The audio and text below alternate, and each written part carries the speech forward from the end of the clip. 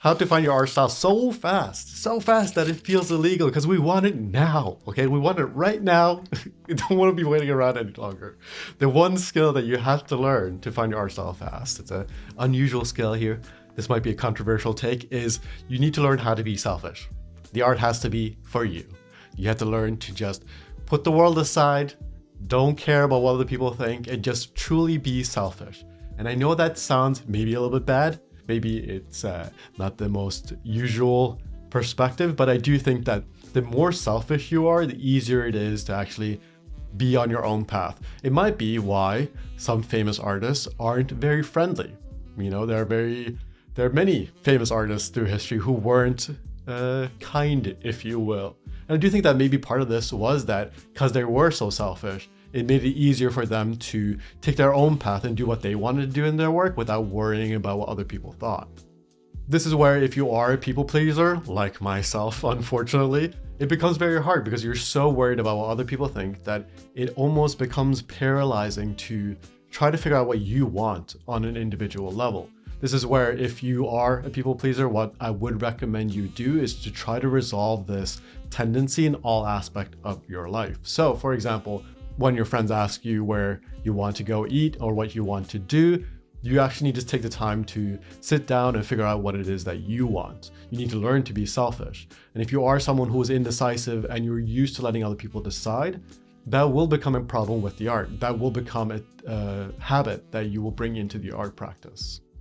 Now, this is something that you can work on. You can take the time to figure out what you want and really practice this skill. I know this from experience. I've been spending the past couple of years really working on this. Especially over the past year, I've been telling my friends that I have this issue and they've been holding me accountable. They've been paying attention to these things. They're like very much forcing me to make decisions when they can sense that I'm being a people pleaser. And it's nice to have friends. If you have friends that are willing to help you with these things, it's obviously helpful if you can lean on them in those situations.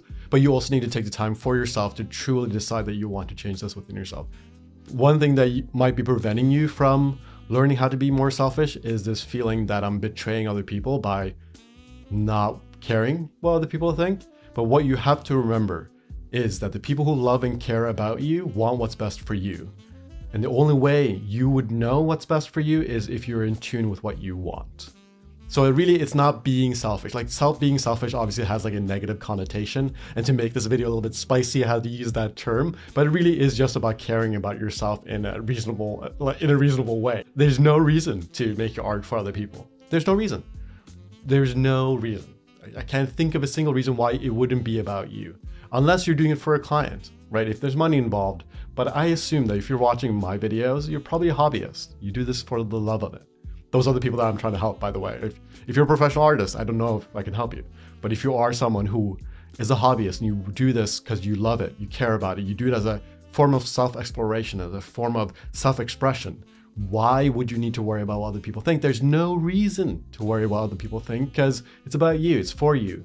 And the people who care about you, including me, okay? If there's no one else you can imagine that cares about you being selfish in your art practice, at least use me as the avatar of that, right? I'll be the one that cares about that. I want you to be selfish in your art practice because it's about you. And ultimately, you can show up better for other people if you learn how to show up for yourself. If you're not showing up for yourself in a real way, it's actually very hard to show up for other people in a very honest way. You end up manipulating other people if you are always externalizing your self-worth. So, learn how to be selfish with your art. This is actually one of the problems with social media is that we get exposed to all this beautiful art all the time. And that's kind of great. It's inspiring, but it can start to develop this mental model of what good art looks like in your mind.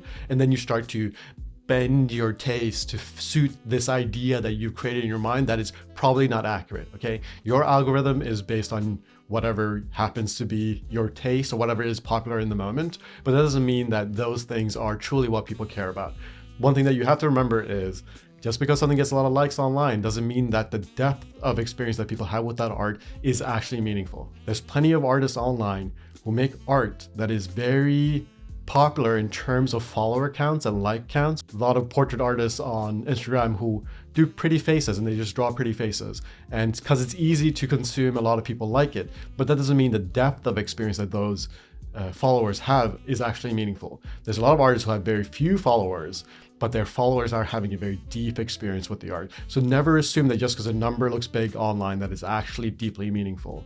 And this is where the key becomes having a deep experience with your own art, right? So the way to make art that is deeply meaningful for other people is by making deeply meaningful art for yourself. The specific is the universal, right? I think this is a Rick Rubin quote, where like the specific is the universal. Like the more specific you are to your own taste, the more universal it becomes in terms of connection to other people. If you think about the movies, the artists that you like, a lot of times like the musicians you love, their experience is completely different from yours, but their music is so specific to where they came from, the life experiences they've had, but you still connect to it because it's so specific.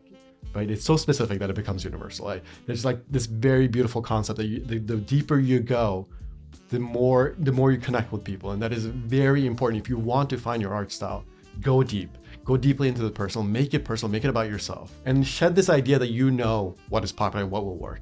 And I've had first-hand experience with this. For the longest time, I thought the only art that people would like from me needed to include characters. It had to have characters in it. Only art with characters is valuable. If it doesn't have a character in it, it's not important. One day, I decide to make a piece that's completely abstract. It's an abstract piece. It has plants in it, but no figures in it. And in my head, I was like, this is going to be the most boring piece. People are not going to care about it. Put this up. Some of my closest friends were like, that's my favorite piece you've ever made. And these are people who are like, looked at my work, like people who spend time with my work. They're like, that's actually my favorite thing that you've made. To the point where I made prints for these people. Okay. So, and for years, I'm talking like, I think my entire 20s, I only made pieces that had figures in it and faces and all this stuff. Cause I was like, well, that's the only thing that people care about.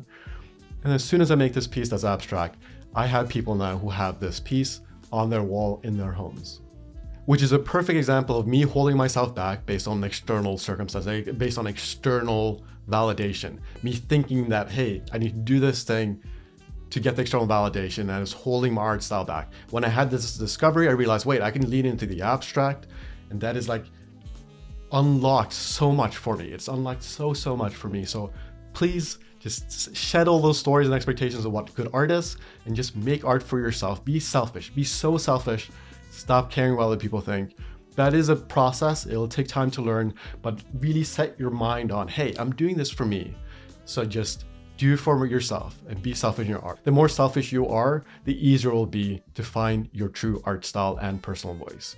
As always, if you want more art advice, you want to stay connected, make sure to join the mailing list below. I might actually be working on some secret goodies for people who are on the mailing list, so join that right now. I'll be sending you a little bit of art advice, very short reads to just keep you in touch, like keep you connected to the art practice.